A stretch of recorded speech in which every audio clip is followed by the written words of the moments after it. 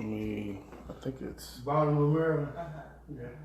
I got kids. Are you supposed to do these in landscape mode? A bunch of them. Are you supposed to do Facebook Live in landscape mode or? No. I would do it in Regular mode?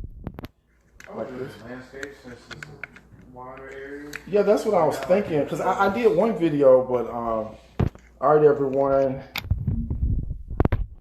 To do some teaching right now. Well, I don't even know what they're able to see, but So what you got, Facebook Live? yep, trying to do a live, but I just want to make sure the area is what is this? Can y'all see it? Can y'all see the screen? Yeah, move it down a little bit. Right there. You said move it. Your hand in Oh, front. there ain't no screen over there. How's it now? This is you right here. Oh, okay. So how's the So move it to your left. this way? That way. To your left. Yeah. There you go. How's it look now? Is that a good area? Can you see it? Yeah. So I can see me sitting down. Okay, cool. All right, I'm gonna get a whiteboard also. Hey, why you showing so big? I mean, huh? Because it's a while he's on live. This is that's that live right there. Mm-hmm.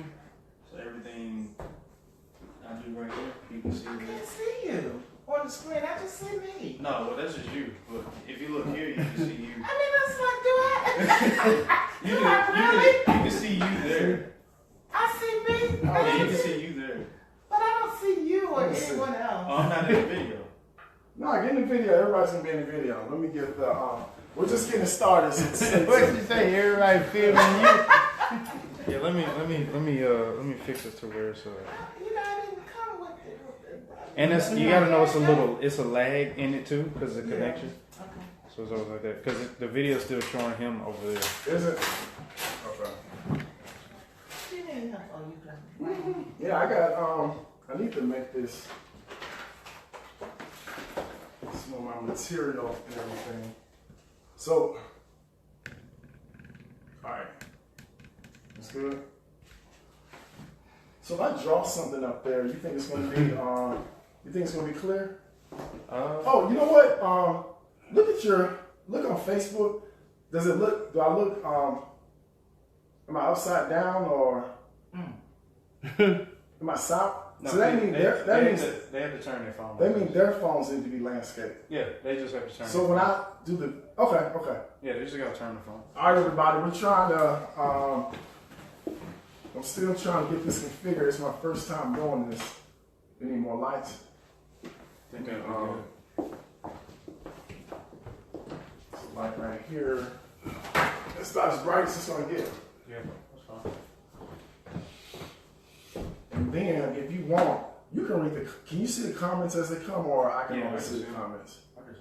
All right, okay. So How just- you let people know you were going to do this? No. This is live. Like I just thought about it. I said, you know what? This would be a great video while I'm teaching you, maybe some people on Facebook and everything. Hello, everyone. You know, let me log in on my computer so I can maybe see some of the comments. Can I see my own self? Oh, so look on the computer, it's like this. Side button. Right. See, most people don't see it on their phone. Oh yeah, that's true. Most people do watch it on their phone. Most people on their phone. Yeah, that's true. Some people on their laptop, they have to turn their laptop like this. All right. That's why. To see where. Look, sorry, Toya, so she's on her laptop. Is there any way So of we getting? didn't even do a portrait on here? Yeah. I'll just configure it so everyone. Yeah. Sorry about this. I'm gonna configure it so it's portrait style, whatever. More settings. You got it. Oh, there we go. Is it going to? All right, cool. You just got to re-aim. Let me see. Now it'll be like, okay. I think there is a little My bit. man said they have to turn the laptop, pick it up, turn it that way. I guess so. Oh wow, there is a delay. Yeah, it's a big delay. It's Big like a delay. 5-minute delay. Really 5 whole minutes. Well, you get to I'm looking at myself in time. censor.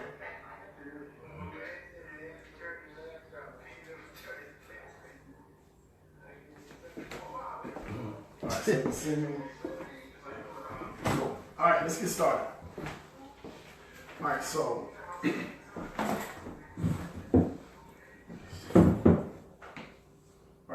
what I'm going to do is I'm going to pretend that none of you have any experience in real estate whatsoever.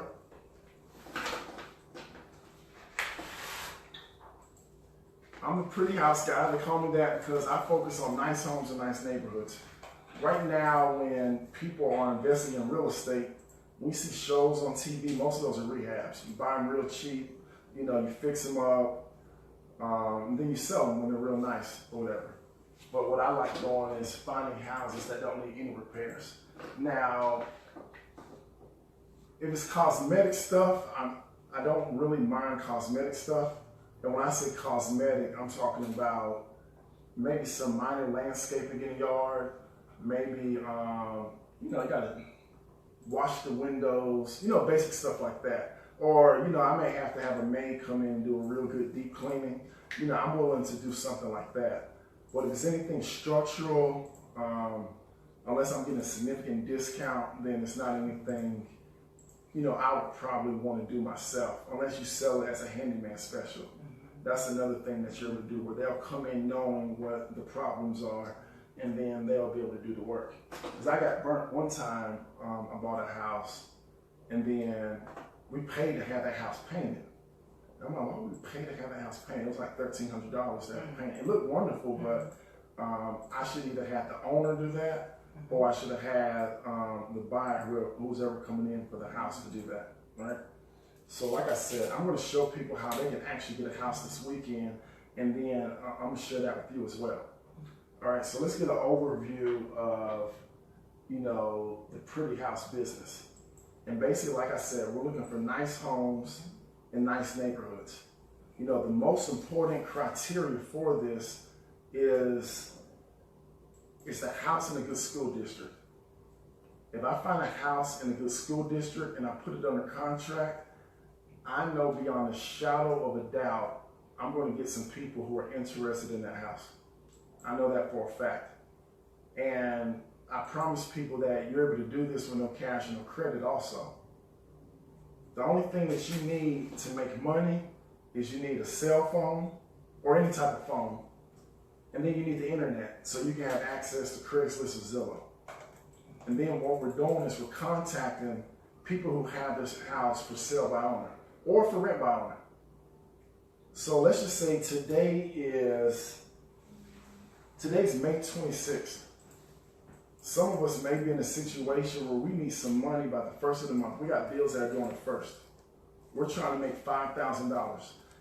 In my opinion, the quickest way to make $3,000 to $5,000, starting from scratch right now, I would call every single for rent by owner that I can find on Craigslist, Zillow, or wherever I can find it.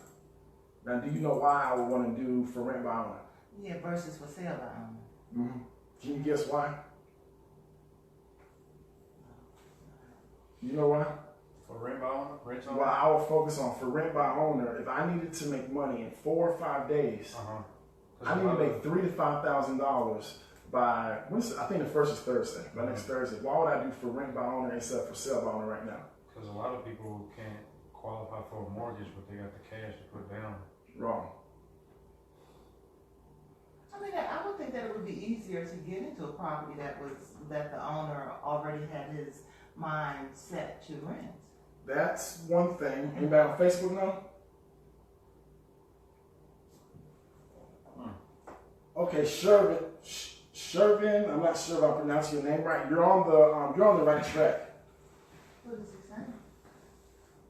Charles, you're on the right track also. So here's the thing. You remember what I told you? I'm looking for people who don't need the money out of this house to buy their next house. Okay. If it's a rental property, I know for a fact they have somewhere else to live. The problem with for sale by owner, a lot of them, they need that transaction to be completed so they can move because they're already living in the house. So they just need somebody else to get put into the property. Right. And the same thing can happen for rent by owner. Some people may, you know, they know they're selling their house and they know they want to rent it out instead of selling it. But more than likely, they live somewhere else. and they're trying to have that property filled with the tenant. So more than likely that house is vacant also. So if that house is vacant, that means there's two things going in our favor. Somebody can move in right now, and it's the end of the month. Most people, when they move in around the 1st. So that means when they get ready to move in, they got money they can give you right now. Today's the 26th.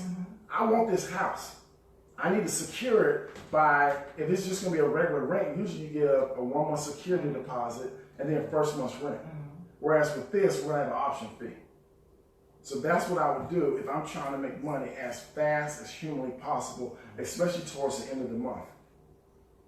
Another thing is you're going to find a lot of the owners of these homes, they're going to be motivated, especially if they have a mortgage. And that's still in the for rent category? Yes. Okay. In the for rent category, because guess what? They have to pay that mortgage by the 5th. Most mortgages are due by the 5th. So today's the 26th.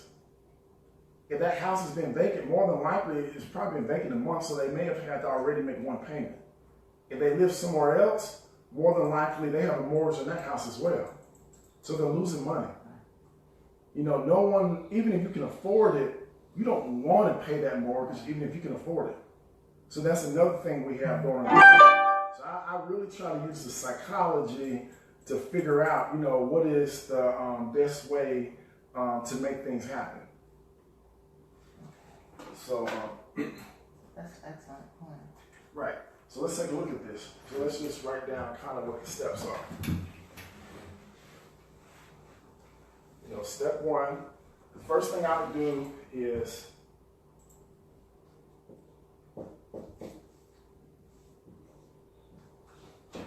I'll go to Craigslist, and then I would do, I think it says apartments, and then homes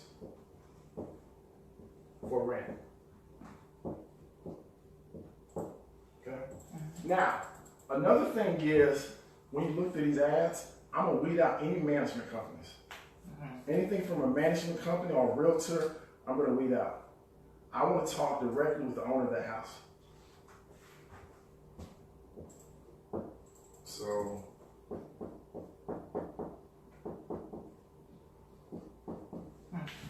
eliminate, I'll just put third party.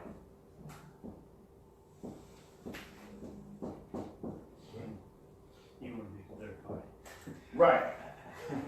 And then the fourth thing, what I'm going to do is, what I would do initially, instead of calling all these people, I'm going to send them a text message. And why do you think I want to text them instead of calling? It's more immediate. People don't answer the phone. Right, it's more immediate. So I don't know about you, I don't answer the phone from unknown numbers. All right, so text them.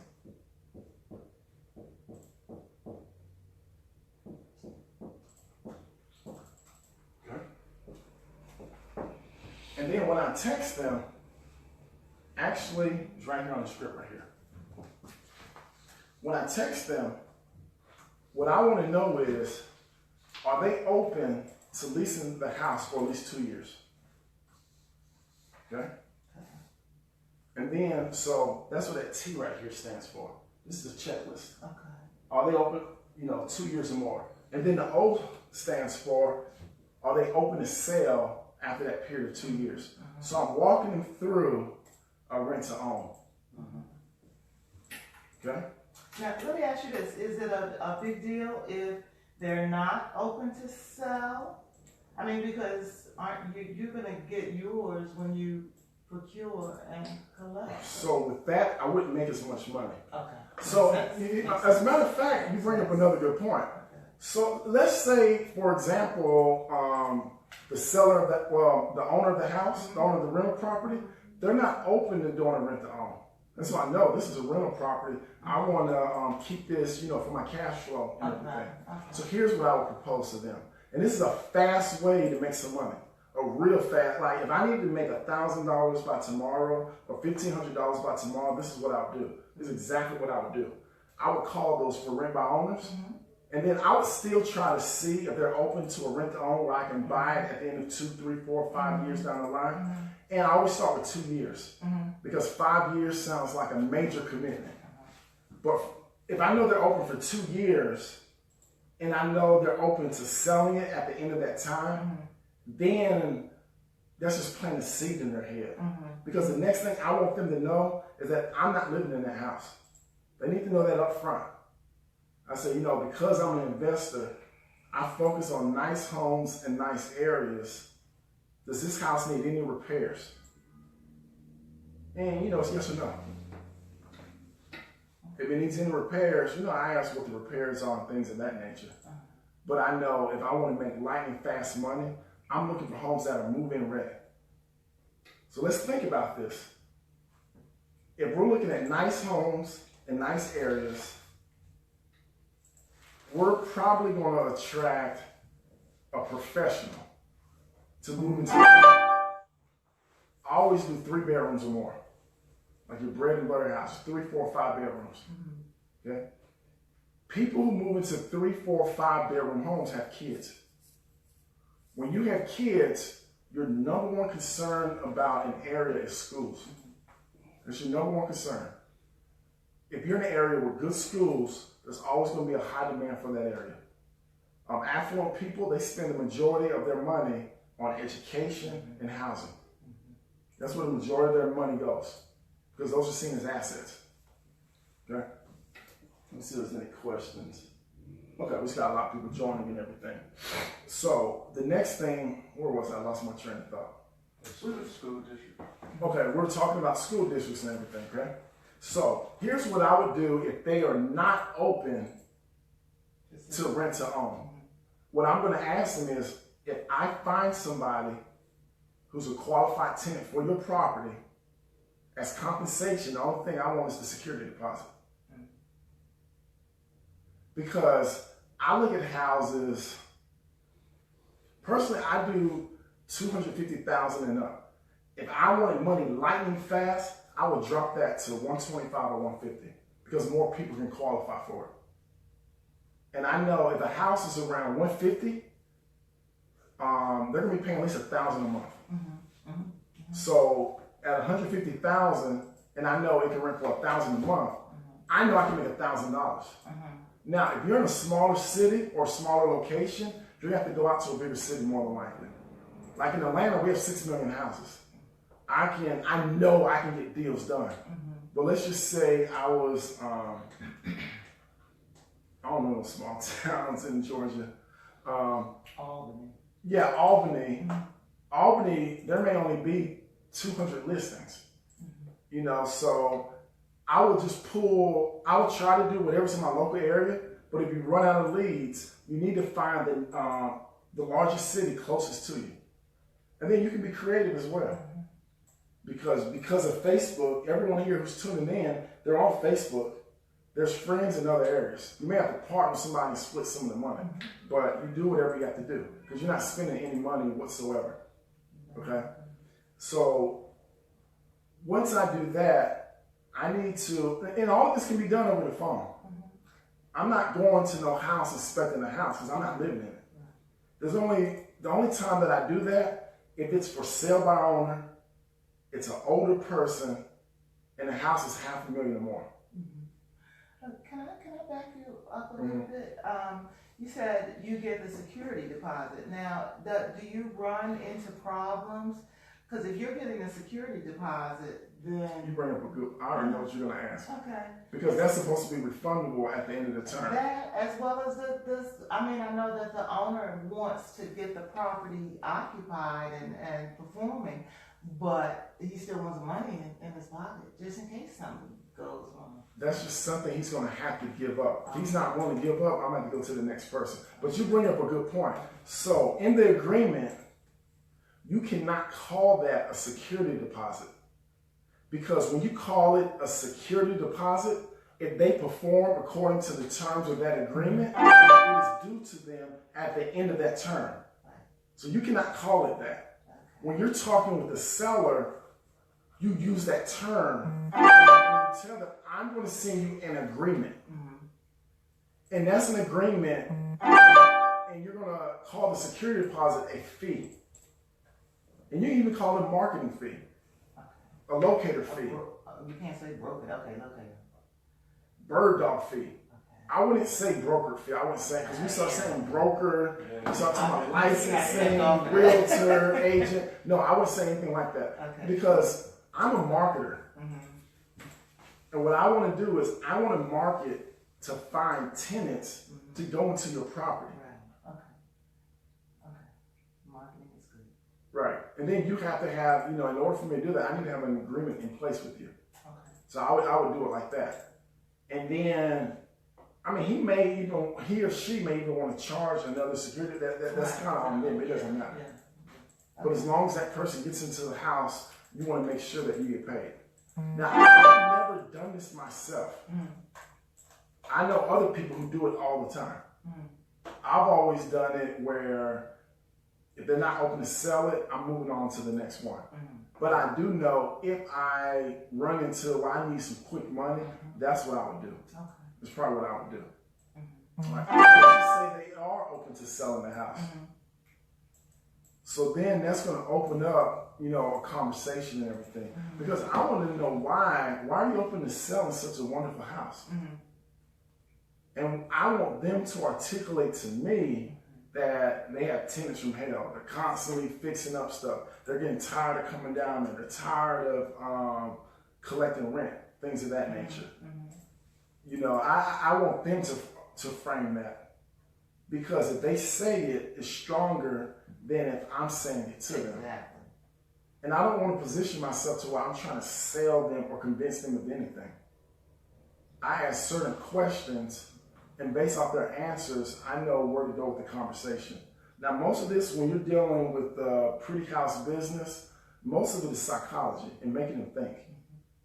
Because we know with a house, there's only 5 things you can do with a house. That's it. You can sell it by owner. You can list it with a realtor. You can rent it out yourself. You can rent it out with a property manager. And there's financing in place, you can give it back to the bank. And what I do is I walk them through those. I said, well, have you ever thought about, just continue to rent the house out yourself? And they said, yeah, I have, and that's what I'm trying to do right now, but I'm really getting frustrated. I had some bad tenants. I had to put $3,000 to fixing this house up.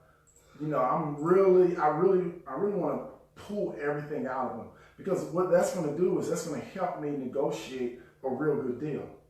And not only that, I'm different than other people who are talking to them, because a lot of people who invest use these hard tactics, take it or leave it, this is what my offer is, and they're only talking about the money.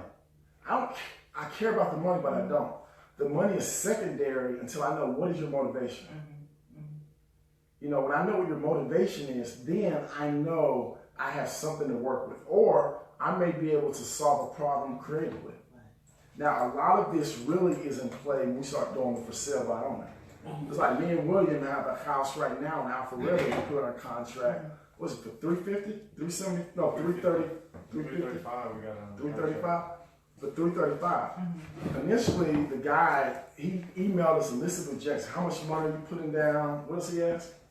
Oh, how many of these? The owner or the owner? The owner.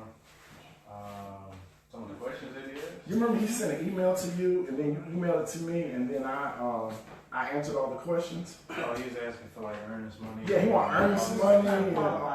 Right, trying to qualify me. And me, I don't put earnest money down on homes I'm not personally living in. And that's another benefit to going into business also. That's why I say you don't need any money. Now, if it's a smoking hot deal, I'm willing to give them money down, but it's not coming out of my pocket. If I know I'm getting $20,000 from someone, I'll give you $5. And I'll let them know it's not coming from me. Once I identify someone who is qualified for your house, you will get your 5 or 10 or whatever amount of money that you want down. But it's not coming from me. And if you look at my agreements, all of that's in writing.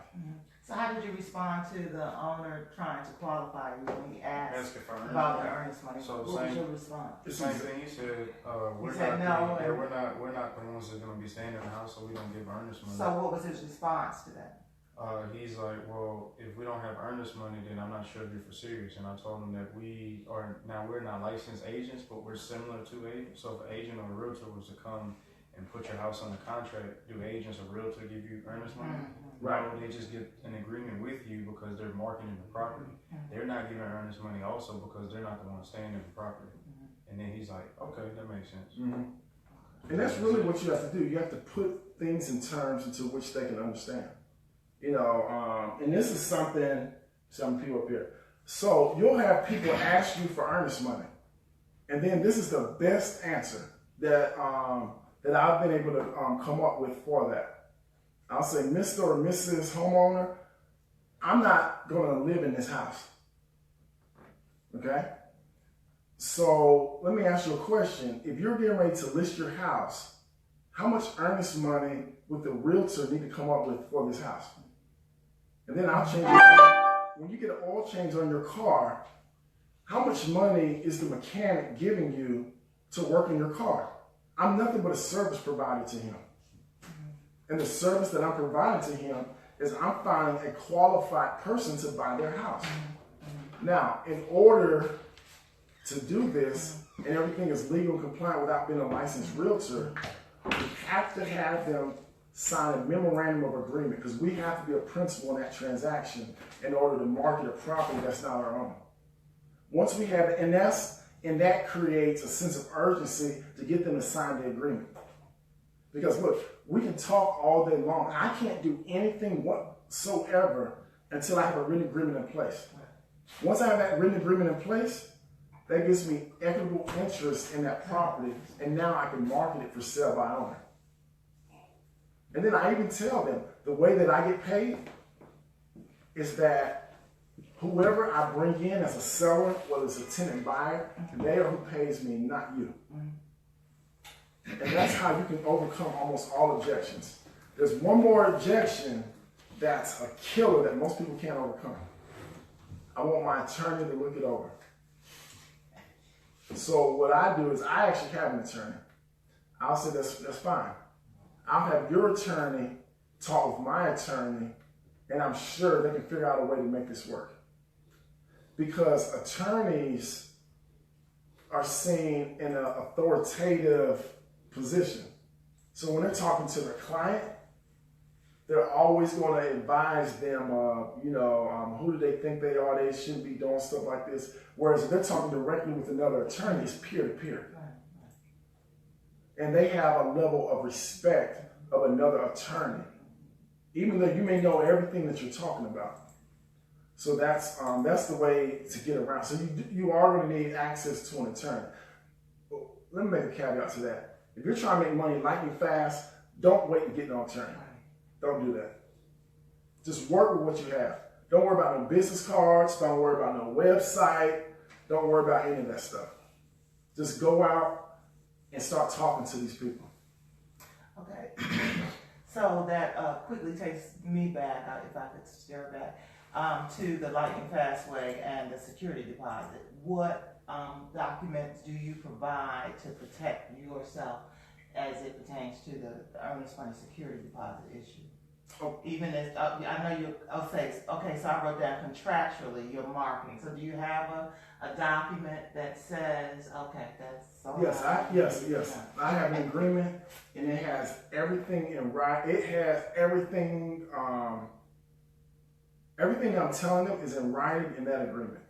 Now, here's something that I do that may be a risk to me, but I'm willing to take it because it's going to put them at ease. Basically, when I put this house under agreement, we're not taking it off the market where it's exclusive to me. You can continue to market this property yourself. If you bring somebody to the table before I do, I release my position from the agreement and you sell your house. Or it may, you rent it out, whatever. So that risk is on me. Okay? Now, if I bring somebody to the table before you do, great, you sell your house or you have your house rented. But you pay me no fees, you pay me no commissions, you don't pay me anything whatsoever. I get paid by the buyer that I'm bringing to the table. And that, for them, they have nothing to lose. Right. The only stickiness that I can see with that is if it's not exclusive, but the owner go ahead and list with a brokerage company. That's just a chance you take. Okay. Because they may do that. Right. Okay. Because I tell them at any time, if you don't feel comfortable with this, you can back out and I'll release my image right there in the agreement. That's a risk I have to take.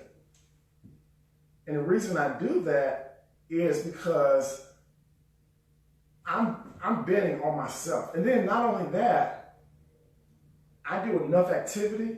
If I lose some deals, I don't care. It's a numbers game. It's a numbers, to me, it's a numbers game. This is not my house. I don't care nothing about this house. I'm not emotionally involved with any of these houses. To me, it's these are the numbers. You're going to make money on 3 out of 10 houses.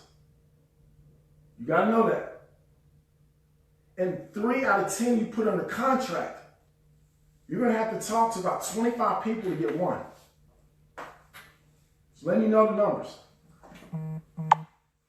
Let's see if anybody got any questions. I ain't even picking up. Yeah, you can't expect to get 5 agreements and then think you're gonna close 1 or 2. Right. Yeah, and that's and I think what burns people out is because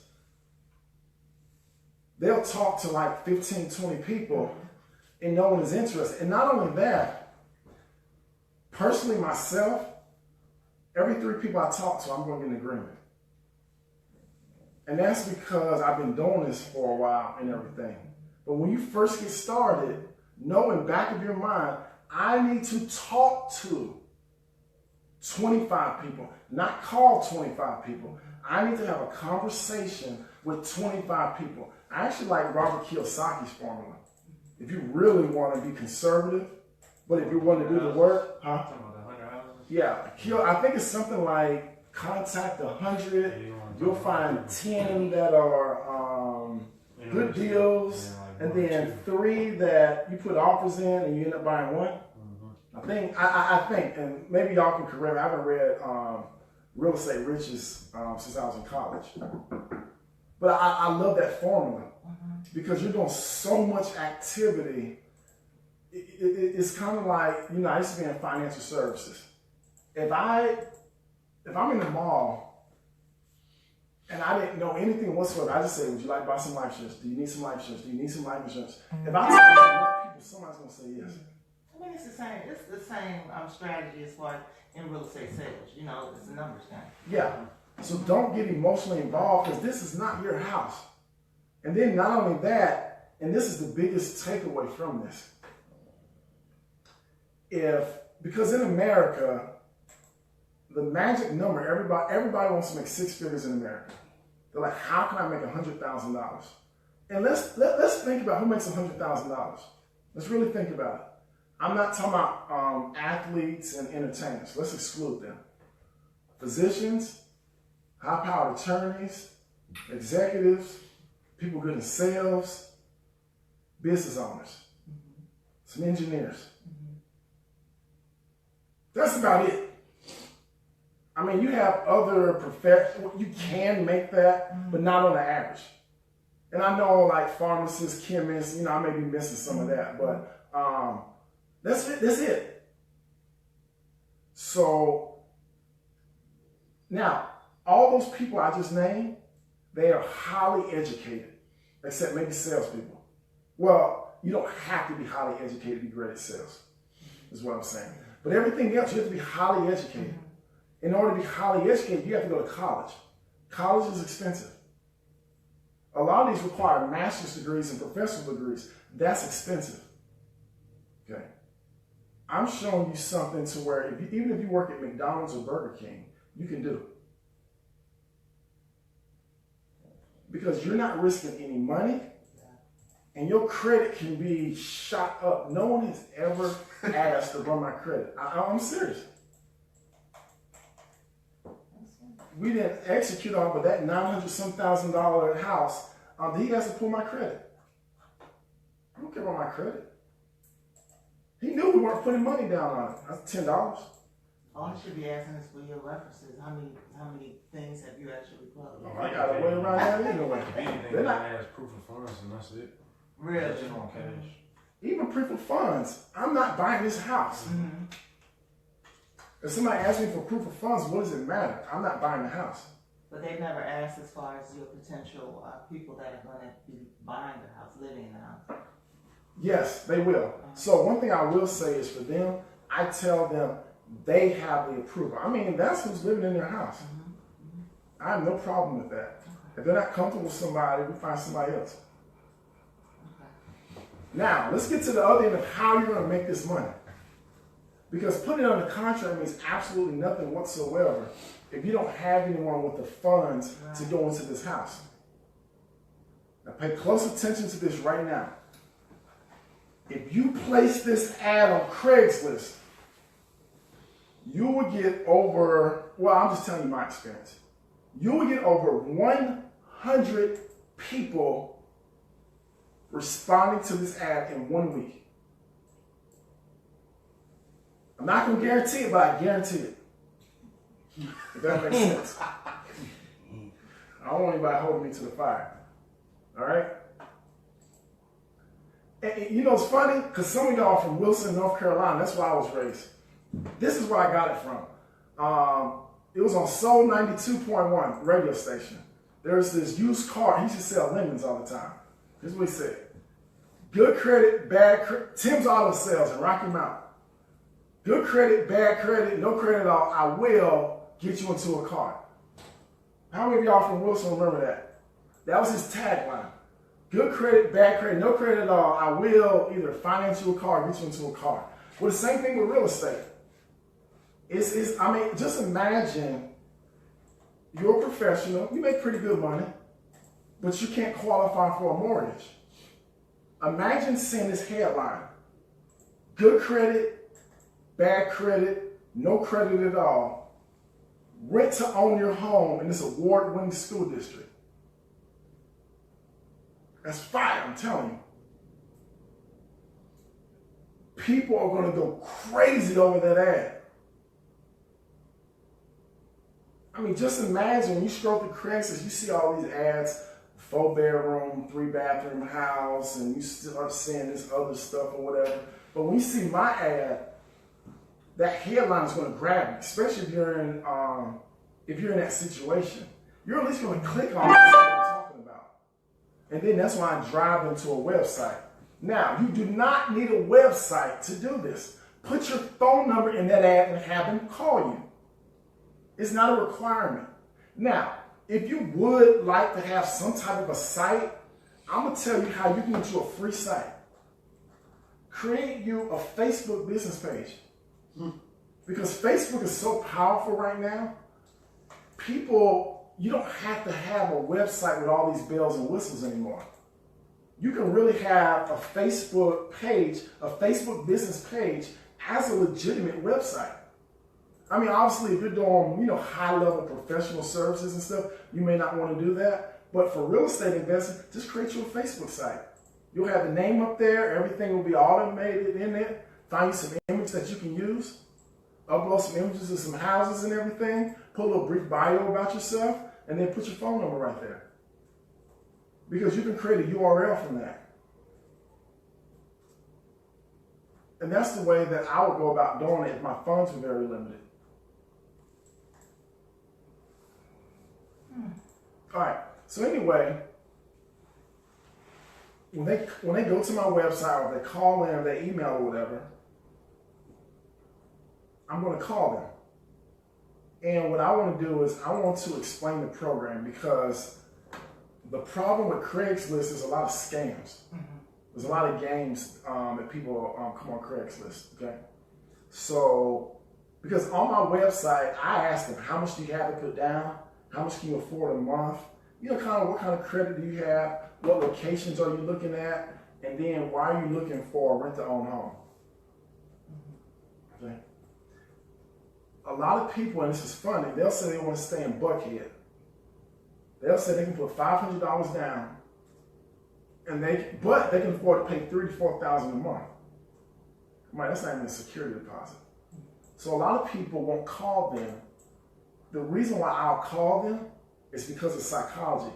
Me personally, myself, I do the same thing. I'll make up something on a website because I don't know if it's legitimate or not.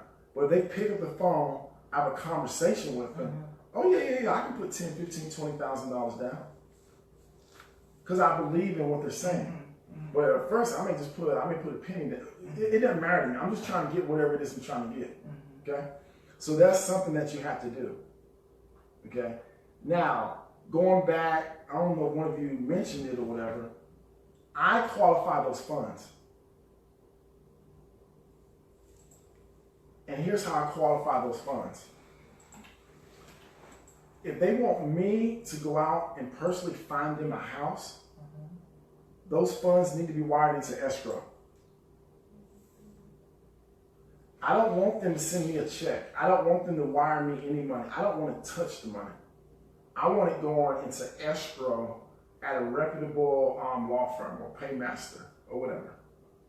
And that paymaster needs to be around for at least 5-10 years, and they need to be bonded and insured. I've never heard of paymaster. It's just somebody who can accept stuff as escrow. Okay. Because I want them to feel comfortable that their funds are secure. Not only that, and I tell them, you are not contractually bound to put money down on any house that I may show you. Okay? So at any time you don't feel comfortable with this process, you'll have the money wired back to your account in 24, 48 hours. I'm not holding up your money. I don't want your money unless you find you a house that you want to live in. So think about it. I'm doing that. There's a risk of what I'm doing on both sides of the table. Yeah. I may do all this work for the tenant buyer, and they say, you know what, I want to opt out. I really don't want this or whatever. That's fine. Because I don't want anyone feeling like I may be taking advantage of them or somebody's trying to do something to me. And same thing with the seller. I don't want them to feel obligated. I want them to feel like, okay, this is something that I really want. And I'm here to help them. Like I said, there's 6 million homes in Atlanta. I'm going to make some money if I do what I'm supposed to do. Here's another thing as well. And this is how you make a lot of money in this business. Maybe not right away. It takes 90 to 120 days of consistent activity and follow-up to create an income stream of 6 figures for the rest of the year. If you do that, I almost guarantee, I don't guarantee, but I guarantee you'll make 6 figures over the next 12 months. I guarantee it.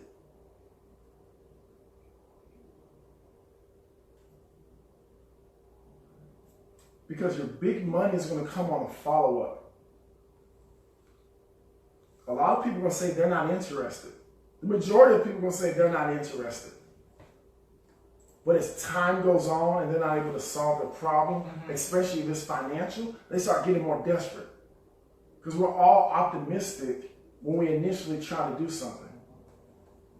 And 88% of people who have their house for sale by owner are going to listen with a realtor. Another good lead source is expired listings. Because if a house is priced right on the MLS, it will sell every time. The only reason houses don't sell on the MLS is because it's not priced right. Or it may be like a little weird house or something.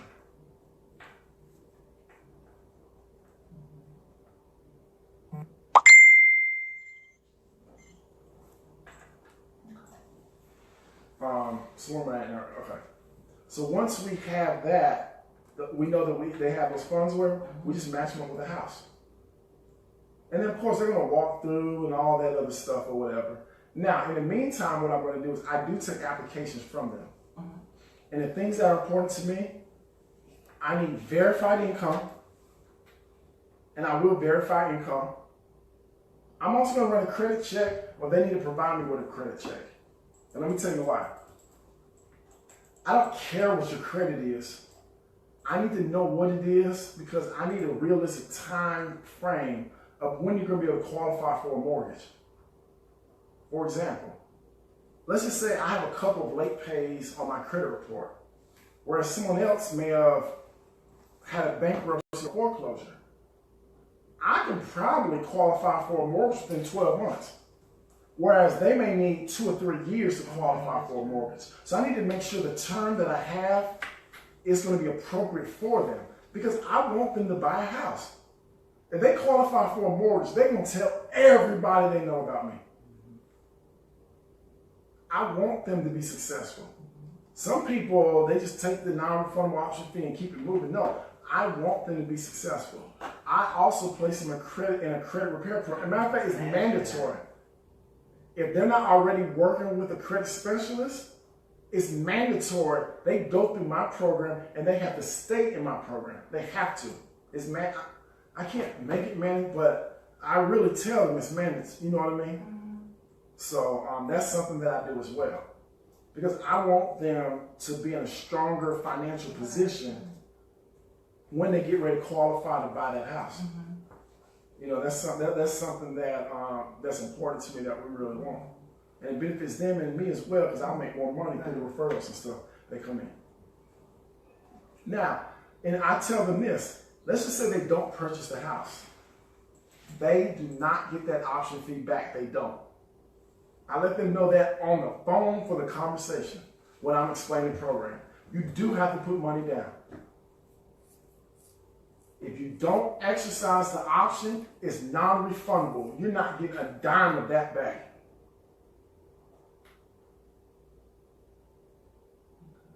If they don't feel comfortable doing that, they need to rent a house. And then you can hook them up on this one. Exactly. Right. So either way, you know, we're going to be able to make money. Even if they, even on the other hand, they want to list it, you know, we can make money, have some type of agreement with the realtor. We can get paid some type of a marketing fee. And if you are a licensed realtor, of course, you need a quarter of that commission. So there's a lot of different avenues of how you can do this or whatever. And then this is other software. I was gonna say I'll actually show you what ads I'll look up and then make calls and actually talk to people, overcome objections, because that's the real way. I can tell you all this stuff all day long until you pick up that phone and talk with someone and overcome their objections. That is the biggest thing. Let me sit on the back here a little bit. But that's the that's the main thing, is you have to talk to these people. And when you talk to them, I don't know exactly what to say. I can give you scripts and things to say, but you always want to think about, why are they selling this house? There's 2 reasons why people sell houses. 2 reasons: need or greed. Seriously. For whatever reason they're selling it, it falls into those categories. They have to sell the house because they're trying to solve some type of a financial situation. That's need. Greed is, well, I don't really need to sell, but this house has gone up $500,000 in value. It's time for me to cash out. I'm trying to make some money. I can go on and do something else. Like all of those situations, those 7 situations right there, fall within one of those 2 categories. And that's something to know. And like when someone says, well, I just want to sell the house or whatever. Okay, I mean, it's a wonderful house. Why would you want to sell the house? Well, you know, I'm moving and everything. Okay, so do you have your house picked out? Yeah, you know, well, we got qualified or whatever. So, you know, that's kind of like a nugget in my head. Oh, okay. And then, you know, I would kind of see, you know, kind of what their motivation is. I love people when their motivation is greed. And the reason why is because I can show them how I can help them make more money from this house than trying to sell on their own or listen with a realtor.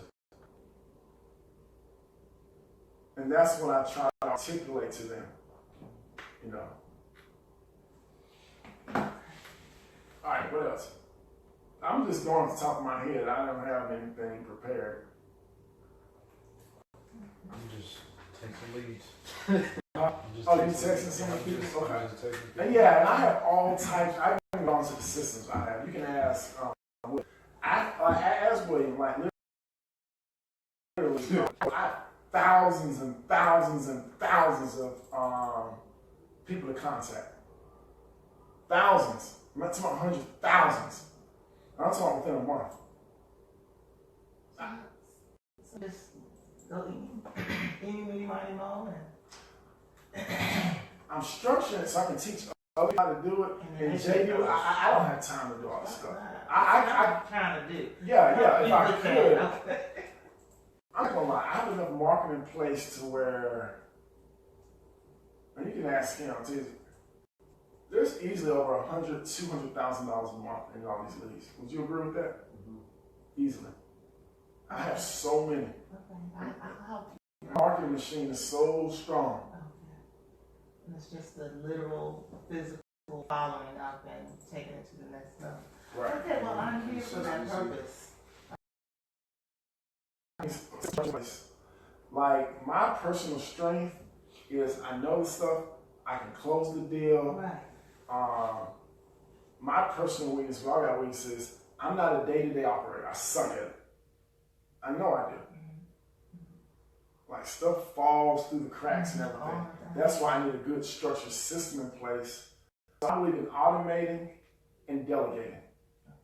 And that's how I, try to stay afloat. But if I have a team of dedicated people, we'll all make a lot of money.